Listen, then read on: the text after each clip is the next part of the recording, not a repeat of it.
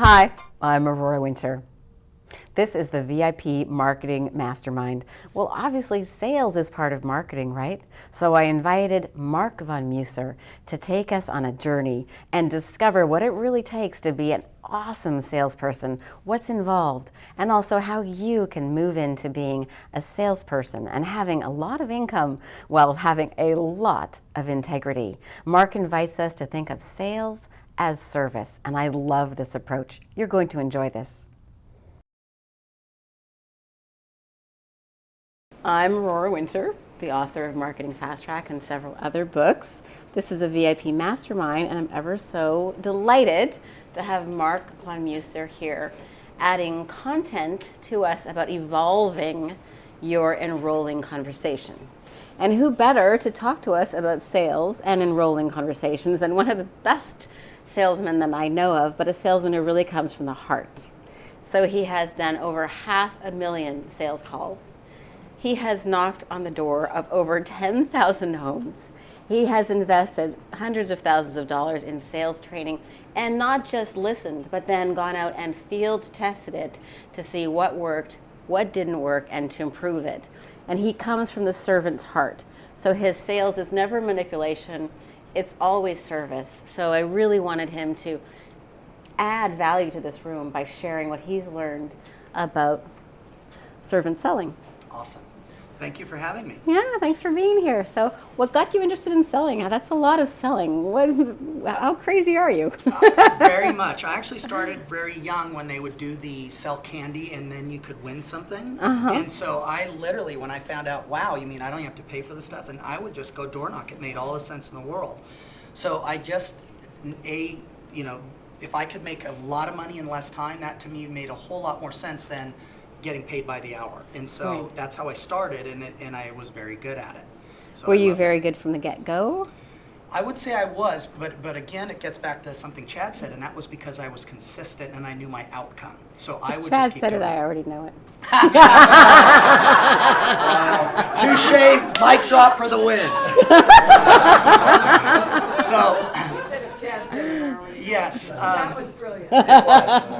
So part of it, though, for me was I wanted to know why. Why did they say yes? Right. When they were rude, why? Why did they say no when they said no?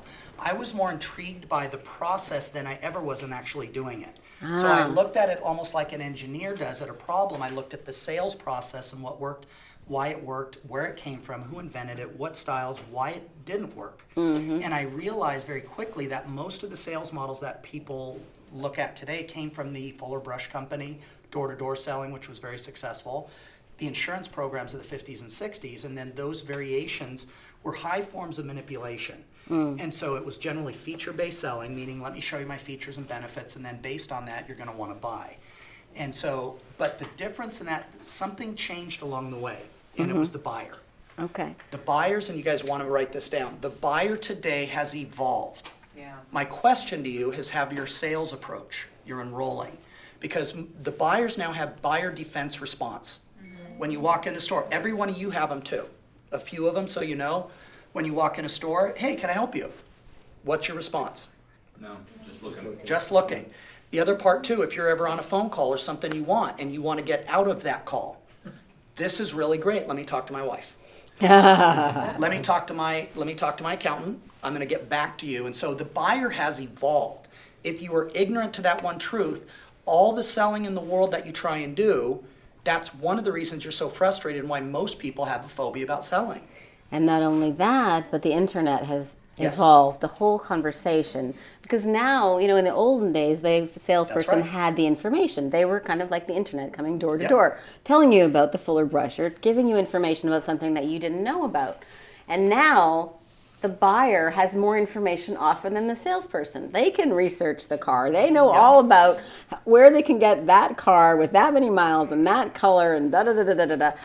Far more than that particular salesperson who's got a more broad knowledge. So it really shifts the kind of selling to servant selling, which is what your forte is. So part of the thing that I looked at was I've trained thousands of people as well, and one of the things I've noticed with almost everybody is even the good ones, the great ones that love to go out there, there is still a block. Very rarely do I find somebody that is very good and loves to pick up the phone 100, 500 times a day. That's very rare, less than 1% of the time. I was that guy too. But what I noticed was people didn't want to be seen their identity as a salesperson. Why? What are your thoughts when you think about a salesperson? Scumbag, sleazy, what else? Problem solver. Okay, that's because that's your profession. That's the spin you put on it. Other people that when you think of salespeople as a career, why does it rank right above of private injury attorney and there's one other one. It's really low. Used car sale. They literally, those three are at the bottom. Why? No trust. No trust. Key point. Right. The first thing that pushy as well. Don't listen for crap. So I did use the crap word. I'm just dropping it. But the reason is that there is no trust because selling is something they're trying to do to you, not for you or with you. Anytime somebody is coming at you, taking something, give me your wallet, your natural defense mechanisms are going to go up. And so the old model about boxing you in a corner will trigger every buyer defense response you have. The reason I bring this up is that every one of you is also a salesman. But what if you change the word from selling to serving? How do you guys feel when you think about serving your fellow man? Awesome. Oh, yeah. That same shift was what I noticed would allow me to want to pick up the phone call. And if I took it a step further, if I didn't serve them, they were going to get a used car salesman that would manipulate them. So if I believed in what I was truly doing, it also meant that I had to take the next step and truly become a professional. Meaning I had to know if I'm going to serve Bill, I needed to get in his world enough to earn his trust. And if I couldn't solve it, I would steer him to somebody that did. Again, guess what salespeople don't want to do? Because it's not about serving Bill, it's about me getting a commission.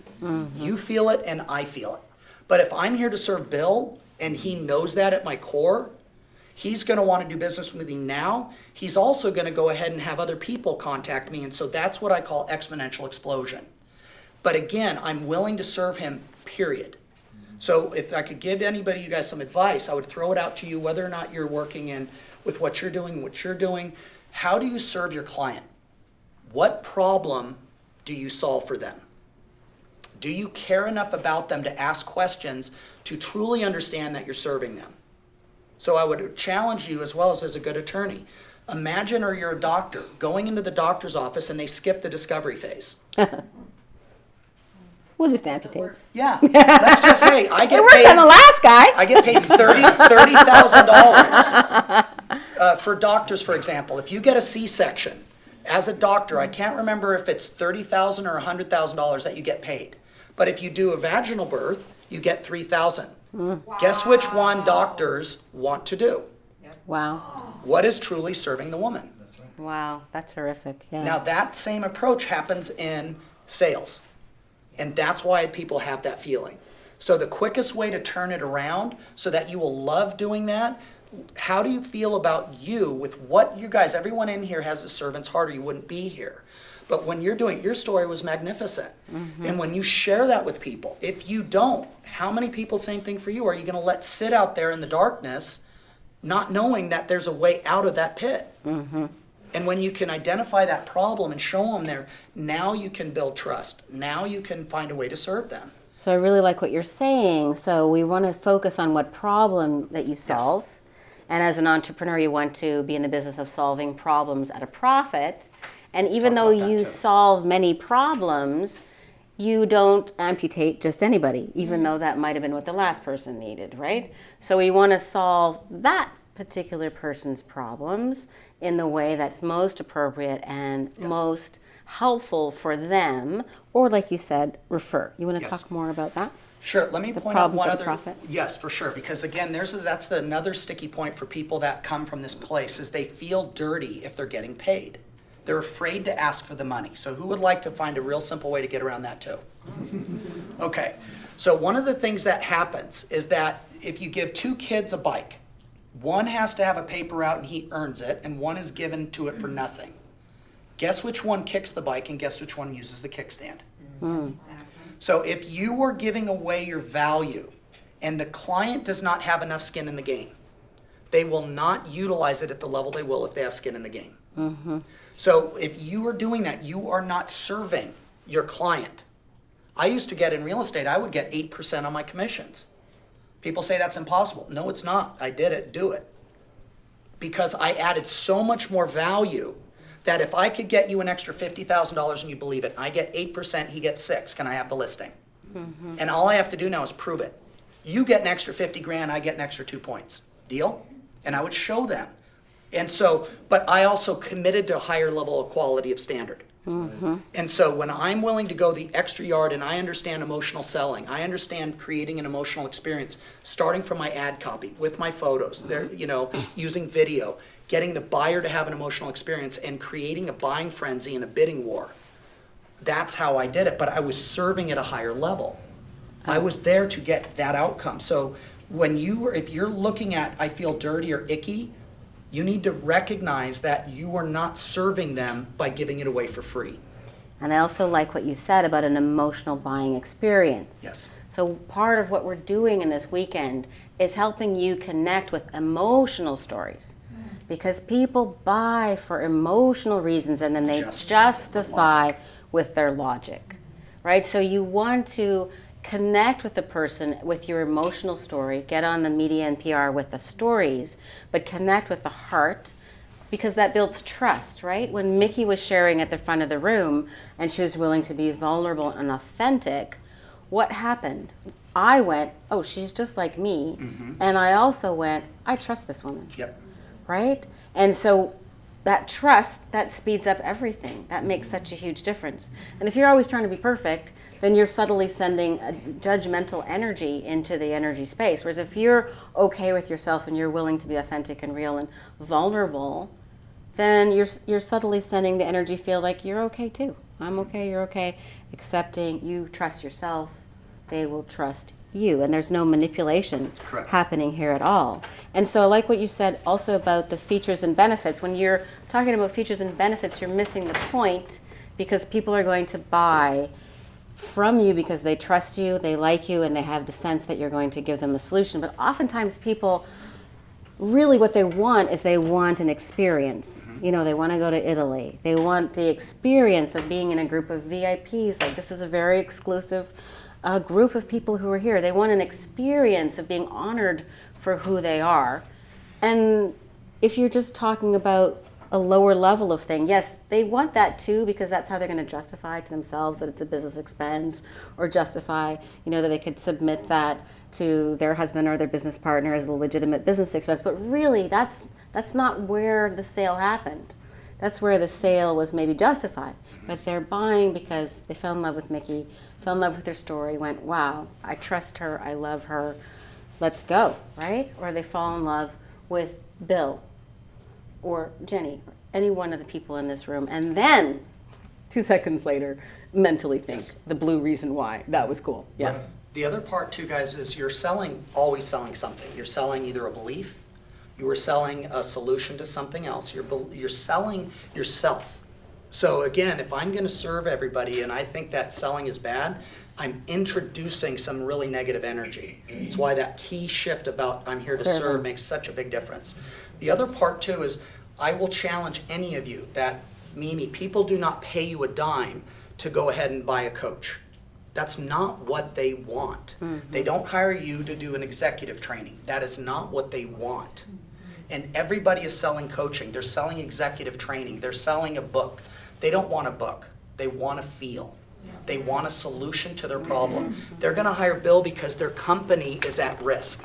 That he wants to feel like a warrior. He wants to feel like he is the best CEO and he is doing stuff for his team no one else is doing. Mm-hmm. He wants to know that he is the guardian of that team and he's going to inspire that team. So if I sell coaching, I get 10 grand. If I sell that, I get 100. Mm-hmm. And guess what? He wins on both. If I'm serving him and I can find out that deal, same thing with coaching, with the people, and I'd be like, guys, stop selling coaching and stop selling events. Mm-hmm. Identify their problem and then identify if you can solve it for them. Mm-hmm. So Marc, can you talk a little bit more about this 500,000 sales calls that you've done. Tell us some horror stories from the sales world and how you eventually came into light. But I'm sure you had some horror stories. I do, but I actually was twisted. I was the guy you did not want to screw with on the phone. Okay. So if people would hang up, or I've had foghorns blown in my ear, I've been cussed at everything you did. And so in order for me to survive, I'm a little bit twisted. So I would go ahead and I got to be known where people would bring me those phone numbers. And so one of the things that I might do, again, I'm not saying this is plausible deniability. I've heard this happen. But somebody did a foghorn and said, F you, you know, whatever, to a very good friend of mine, a beautiful lady. So she gave me the thing. And so I called back up about 10 minutes later just to give him a courtesy call from the IRS, letting him know that he is being audited. And that if he thinks it's appropriate to go ahead and blow a foghorn into one of our auditors' ears, then he gets the fast track and the special treatment. And I just said, as a courtesy, I want to let you know as well, this was Friday afternoon, I recommend that you don't use your credit cards, because if you do, they will be confiscated and cut in half. And we highly recommend you get your accountant on board. But I mean, it would just be, and then again at the end, but the guy's like, but you can't do that, you can't do that. And I heard the person that said something to the effect of, well, you should think about how you treat your fellow man. And then at the end I told him I was kidding, but I just said, don't be a jerk. This was something you asked for. And so, or somebody said that. But my point is, Allegedly. But you know, for people that think it's funny, that's again just some of the behavior. It's like, here's somebody that asked for a call. Here, we did it, and then they thought it was appropriate to call her a you know what, do that, and it's like, sorry, I don't treat anybody that way. And so there's other ones too that would call up, but the way that I would do it is, though, because I came from a place of service, I never looked at it as being anything out of the ordinary. I knew if I was selling software, if I was selling pens, you know, I mean, how do you get excited about selling pens with their name on it? Ad specialties. And I did it in a company that I later found out was not a great company, but my attitude was, hey, your bill, you know, it's like I saw him in a bank once, and it said, stolen from Bank of America or whatever. I thought that was brilliant. And so I showed up, and they would normally sell 100 pens in a day, was a big deal. I had a guy, because of the way I believed in it and I explained it, he wanted to buy 10,000. And I mean, that would have made the whole year for them. And then I found out the manager took it and tried to cut me out. And then the guy said, if Mark's not involved, I'm going to cancel the order. But again, the universe responds to people that are doing it the right way. I've had other stuff too, where it's like with the phone, I did the newspaper sales. Okay, got in a car accident, broke my leg, couldn't drive, my car's totaled. So I saw, wow, you could make $2,000 a week selling the newspaper. Sounded good to me. So I took the bus, got on the bus, drove down there, and I walked in and imagine 12 crappy little desks, the old metal kind with the nasty coffee covered, the old Folgers coffee in the back, and phone books on every desk, and the phones that rang or had that. The good phone were the dots, the slow ones were the dialing ones. It's honest God truth. So I'd start doing it and open up the phone book, and that's your list. And so they gave me a 5-page script. Wow. And I said, this is insane. I don't care how many pub awards you've won. I don't care about that. And I said, why did I get the newspaper? And this is good for you guys. I'm going to let you in on the psychology of reverse engineering this. And I said, why do I get the newspaper? I said, well, I get 2-for-1 restaurant coupons every Thursday. And I went and counted them, and I said, you know what? I get an average of $150 of coupons a week, but I noticed that I was using at least 4 a month. Then I looked on Sunday, and we had coupons. There was over $150 a week, and if I went to a coupon at Albertsons, I could double them. So then I tracked for a month how much I saved. I saved over $120 a month by getting $1 a week paper. So guess what my pitch was? Hey, this is Mark with the Daily News, and the reason for the call, we're doing a pilot program to identify people in the area that would like to participate in a coupon program where we're sending out $150 of coupons, that stuff you're buying every week. We have 2-for-1 restaurant coupons to the restaurants that you're going to go to. It's $1 a week, and you can take it for a night. We only ask that you take it for 12 weeks, and at the end of that, you let us know how much money you save. The average family is saving $150 a month. And if you want to participate, it's only $1 a week. This is a great example, and Bill and I were talking about this over dinner, of how when you really have the servant's heart of selling, that how you can really be of most service sometimes and make your case clearly is by going a bit blue, and crunching the numbers so that you can then, in complete integrity, go, wow, it's only $1 a week and you're going to save $100 a week or whatever your numbers were. Yep. And then you have a protective, loving, connected, heart space energy. And then you can, come from the big picture, because I know your heart's first, or okay. So it's interesting how the red and the blues go well together. What's funny about that? The manager threatened to put me on probation the first week. Oh my gosh! Because he goes, that's not the script. That's not the script. Our office was getting closed because it was the lowest performing office out of them all. Everybody there was on probation. Not one person in the company was hitting that $2,000 mark except for week 1 when I did it. And everybody, not everybody, but if I spoke to 10 people, I sold 7. Guess where my head went? What about the other 3? Exactly. So the second thing I'm going to ask you guys, if you want to take your sales to the next level, is to the 3 that did not buy. I would say, Anne, I can respect that. May I ask, why did you not feel this was right for you?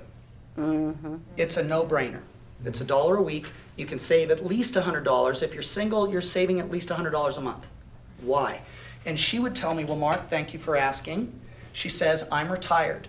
And those papers stack up, and it's more than it's worth. The $100 isn't going to really matter. I've only, whatever.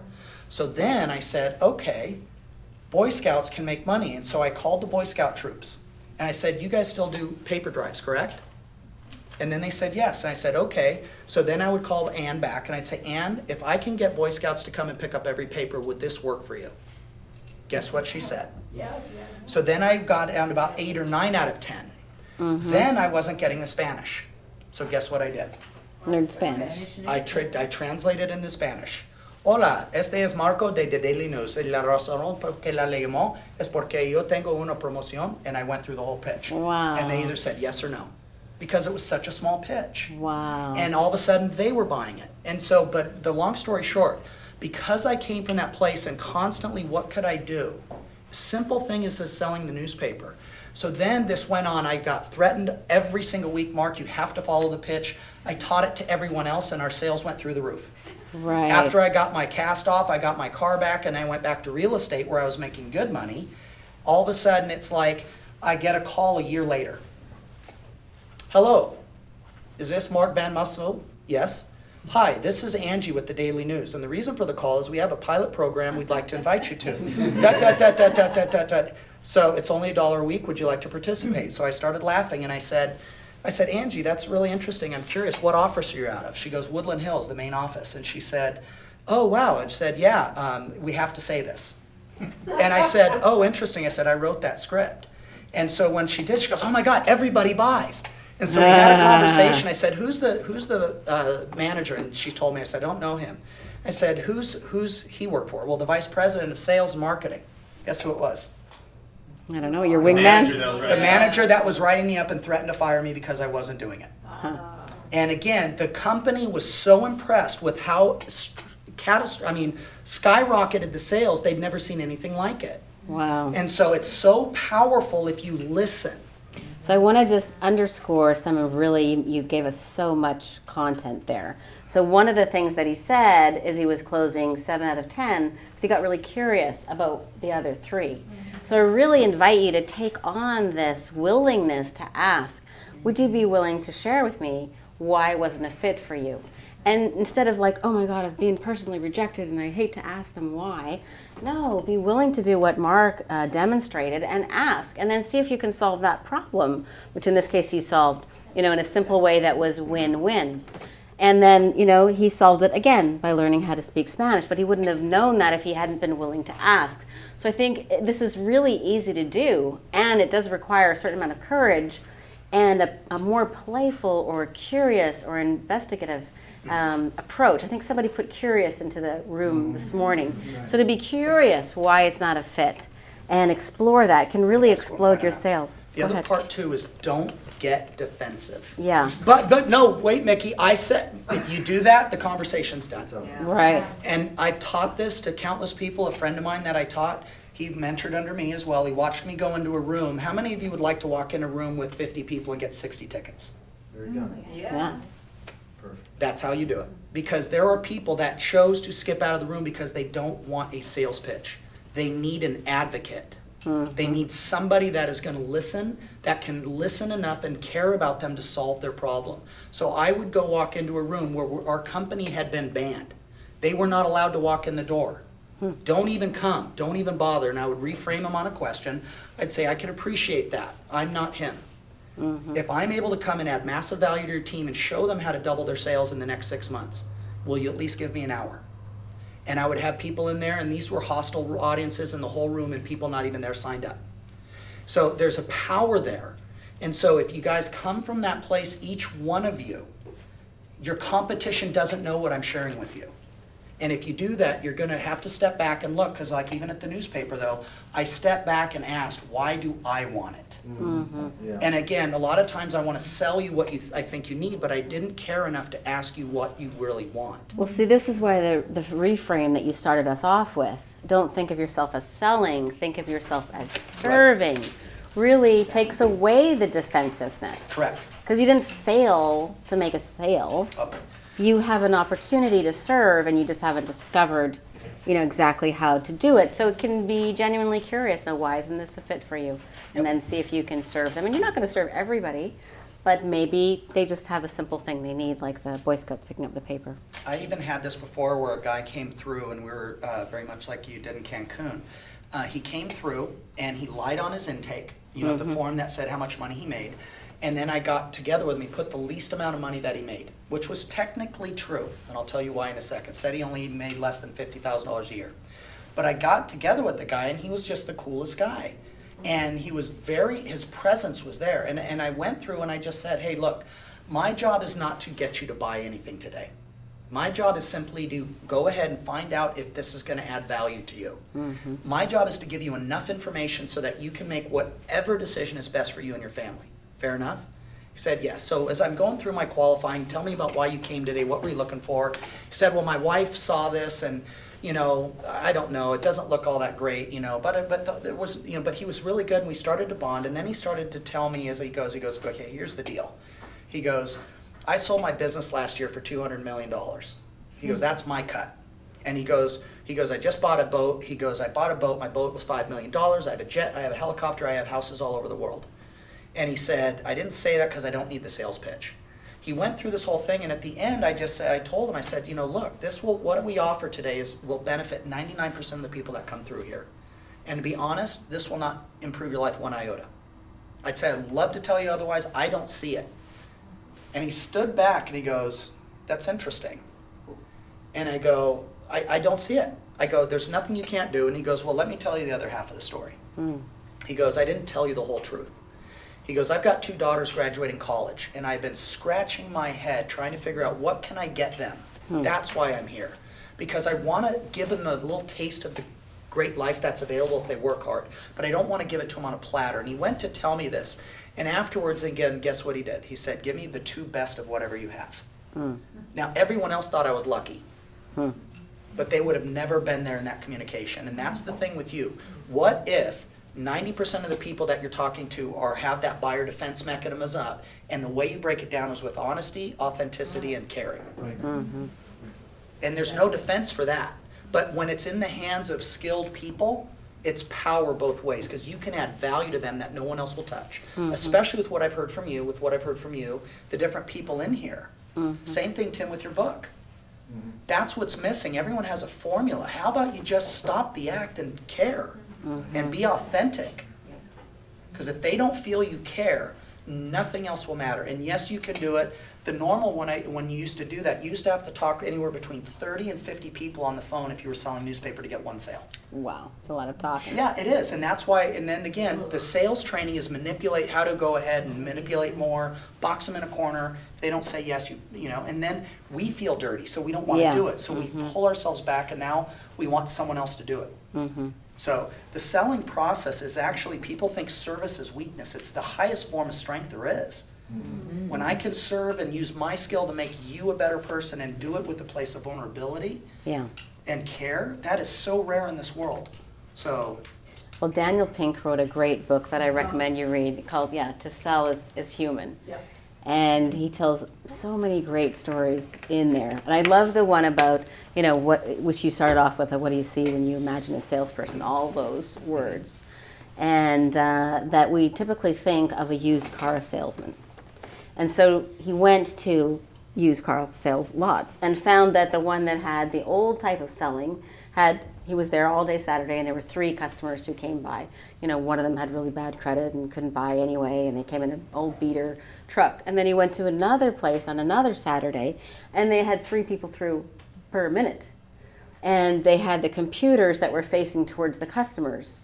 And the salespeople were being of service, helping them look online for every other option they had, that they could just go ahead and look on Auto Trader or whatever, and that they were just there to assist this process and to share even more information. And they even had free printers. You could print up they had it so you could for free get the Carfax report about damage, so there wasn't any concern that you were hiding that there had been an accident, but they would print that for any car that you could look up. And probably explain what it meant.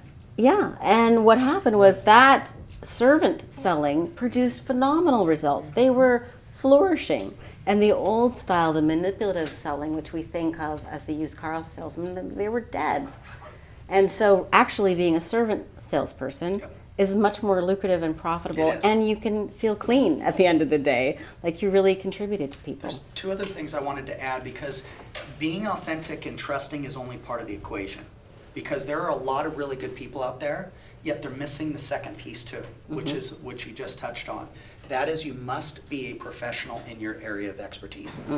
You have got to understand that me deciding to be a great real estate agent or a realtor or a great car salesman, that is only part of it. Because if I'm an incompetent on the other side, so I have to make sure I'm willing to do the work to be an expert in my field. And so there's a certain amount of work. Now guess what most people don't want to do? So they just want the money. Just give me my paycheck. Why should I have to learn how to do emotional selling? Why should I have to come and waste my time at something like this?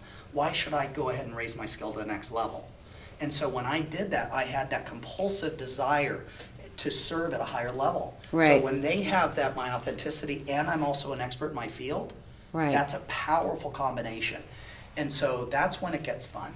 It does, and it's interesting. I talked to my older brother, who's very blue. So he's very, he's a physicist, he's a genius, he's like so smart. And I said, I'm thinking of going to Italy to take my MBA. What do you think? He's like, are you kidding me? Like, you're making lots of money. Why would you do that? You don't want to, like, you're going to interrupt that. And I was committed because I want to be better. And we can always learn and grow and evolve. A woman who's healthy in the United States at the age of 50 has an average life expectancy of 92. 92, a little less for men. This means we've got decades of growing left to do. And if we're not growing, the rest of the world is changing and evolving so fast. I think it's so important to continually, come get educated, read books, do workshops, get coaching, get training. We need to evolve. Yep. And the syntax, we don't have time to get into it tonight, but they're just like there is a recipe to bake Toll House cookies. There is a syntax that follows the human brain on how they process a buying decision. And that was part of what I wanted to dissect as well. And so part of that, if you just got the other part, second, more important than syntax, which does matter, more important though is the authenticity and care to serve. If you have that, you're going to get more sales. This will help too. But understanding that first and foremost is your belief about, are you serving or are you selling? Number 2, are you going to do the work so that you can be an expert in your field? Are you going to ask questions to find out how you can truly add value? So that's going to help. So, but I want to be respectful of everybody's time too, so let's give them some action steps. Please. So, number 1, do some work on your beliefs around selling. Because again, if you think about selling and you have an aversion to it, Tim, this gets to what you said about a book. If I feel dirty about selling my book, or the whole process, I'm never going to get out there to go ahead and showcase that. If I feel dirty about getting clients, so you want to make sure that whatever you think about that, make the connection to serving. Because that's where you find your juice. So how do you serve people?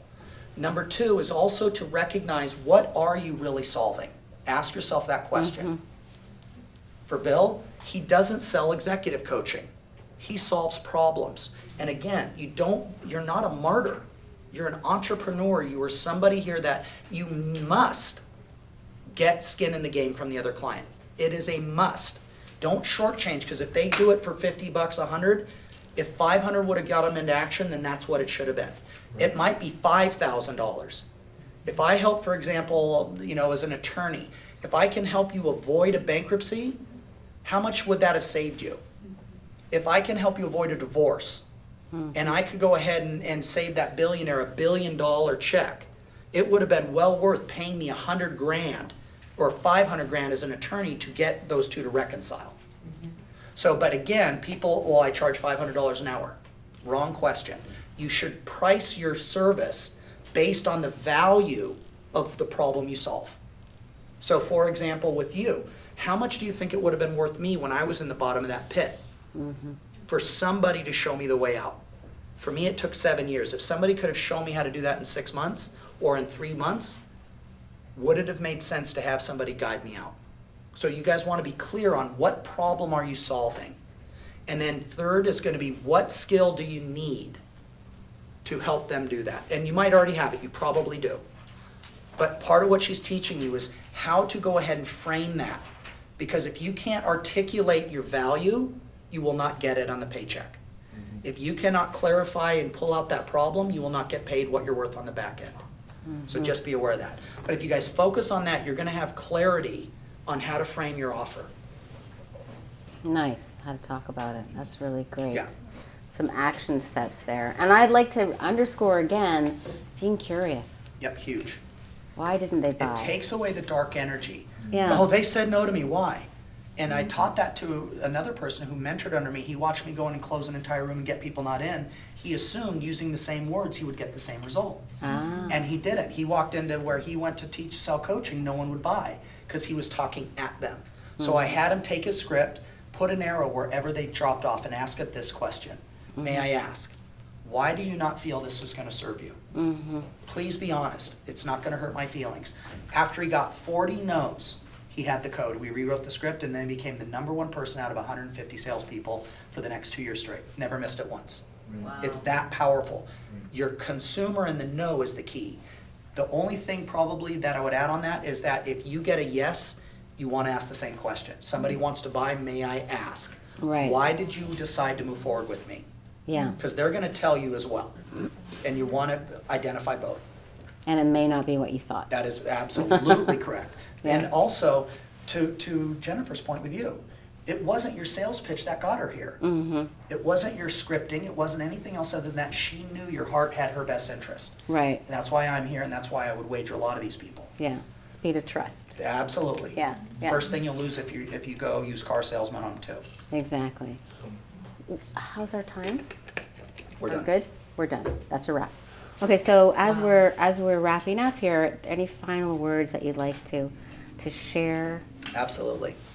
Guys, and this is no BS. Every single one of you, it has been humbling and honored to be sitting back there feeling and experiencing your guys' story.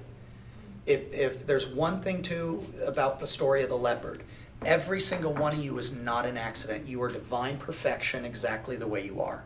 Your crazy nuances, your little quips, whatever, they are exactly the muscle and the quirks that you need for you to live your purpose. So if there's anything, recognize you matter, and you matter on a massive scale. Because there's a lot of darkness out there right now, and guess what? The way we win is not a bigger war. The way we win is for each of you to enlighten and awaken to your true destiny, because as you light up, the way you remove darkness from a room is to light a candle. And when you have two, now you have two, and very quickly you can no longer see the darkness.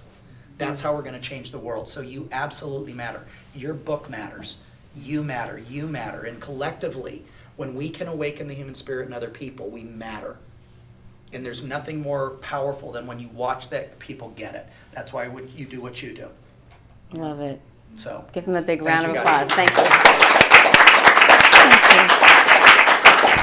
Thank you.